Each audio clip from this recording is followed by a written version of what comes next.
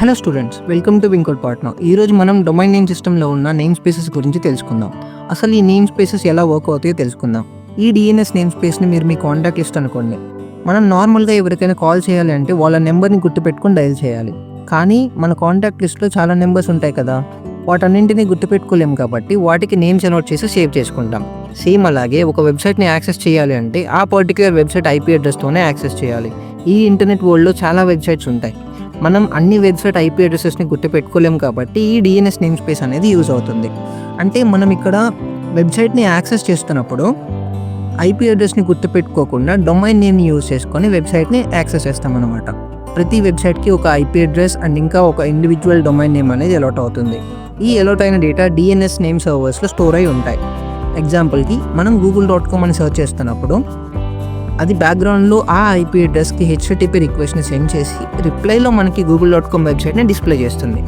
Okay guys, ఇప్పుడు ఈ DNS name space అనేది ఎలా వర్క్ అవుతుందో చూద్దాం.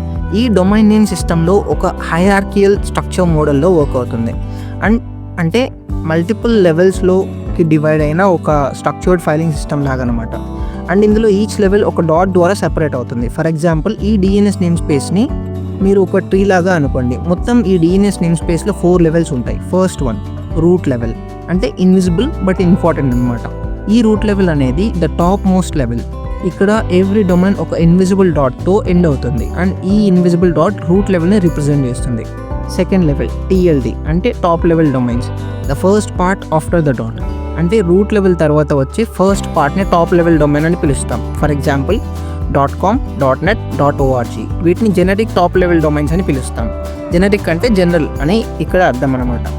And next one .in, .us, .uk వీటిని country specified top level domains అని పిలుస్తాం. అంటే ఇక్కడ ఒక కంట్రీని స్పెసిఫై చేస్తుంది అనమాట. ఎస్ఎల్డి, థర్డ్ లెవెల్ ఎస్ఎల్డి, అంటే సెకండ్ లెవెల్ డొమైన్స్. ఈ సెకండ్ లెవెల్ డొమైన్ అనేది ఒక వెబ్సైట్ ఓనర్ చూస్ చేసుకున్న డొమైన్ నేమ్, లైక్ ఒక కంపెనీ నేమ్ లాగా. ఫర్ ఎగ్జాంపుల్ google.com తీసుకుంటే గూగుల్ అనేది సెకండ్ లెవెల్ డొమైన్ అనమాట. Fourth level sub domains. ఈ సబ్ డొమైన్స్ అనేవి కంప్లీట్లీ ఆప్షనల్. ఈ సబ్ డొమైన్ అనేది మెయిన్ డొమైన్ కంటే ముందు తీసుకునే ఎక్స్ట్రా సెక్షన్ అండ్ నేమ్ అనమాట. లైక్ ఇప్పుడు google.com అనేది గూగుల్ వెబ్సైట్ మెయిన్ డొమైన్, అలాగే ఇప్పుడు mail.google.com అనేది గూగుల్ మెయిల్కి సబ్ డొమైన్ అనమాట. Okay guys, that's it for today's class. Signing off Vincode partner.